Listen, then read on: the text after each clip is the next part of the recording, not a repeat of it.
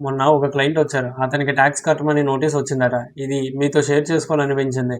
Practical issues, talks కాంప్లెయిన్సెస్ తెలియక చాలామంది light తీసుకుంటారు. యాక్చువల్‌గా అతనిది సాలరీ ఇన్‌కమ్. 23, 24 రిటర్న్ ఫైల్ చేసేటప్పుడు టీడీఎస్ అమౌంట్ చూసి టెంప్ట్ అయ్యారు. అందుకే కొద్దిగా హెచ్ఆర్ఏ ఎక్కువగా క్లెయిమ్ చేసుకున్నారు. అలా చేయడం వల్ల ఒక 2,00,000 వరకు రీఫండ్ వచ్చింది. అంతా బానే ఉంది. బానే ఖర్చు పెట్టారు. ఇప్పుడు income tax department return process చేసేటప్పుడు నువ్వంతా బానే సర్దావు గానీ ఒకసారి నీ హెచ్ఆర్ఏ డీటెయిల్స్, సపోర్టింగ్స్ ఒకసారి తెమ్మని నోటీస్ పంపించారు. మనోడికి వెంటనే గులాబ్ జాములు గడగడలాడిపోయాయి. సో లాస్ట్‌కి మన హీరో తప్పు ఒప్పుకొని నేను టాక్స్ కట్టేస్తానని అడ్మిట్ చేసి డిపార్ట్‌మెంట్‌కి రిప్లై పెట్టారు.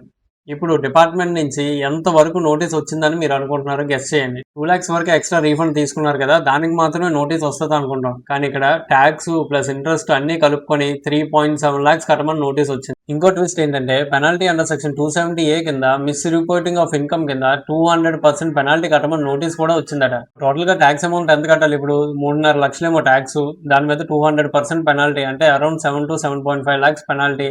టోటల్ గా వచ్చి 11 lakhs వరకు ట్యాక్స్ కట్టాల్సి వస్తుంది. చూసారా, అతను తీసుకున్న 2 lakhs రీఫండ్ కి ఇప్పుడు అరౌండ్ 11 లక్షలు ట్యాక్స్ కట్టాల్సి వస్తుంది. ఇదంతా ఎందుకు చెప్తానంటే ఐటీఆర్ లో యాక్చువల్స్ మాత్రమే ప్రెజెంట్ చేయండి. మీకు యాక్చువల్ గా రీఫండ్ వస్తేనే తీసుకోండి, లేదంటే వదిలేయండి.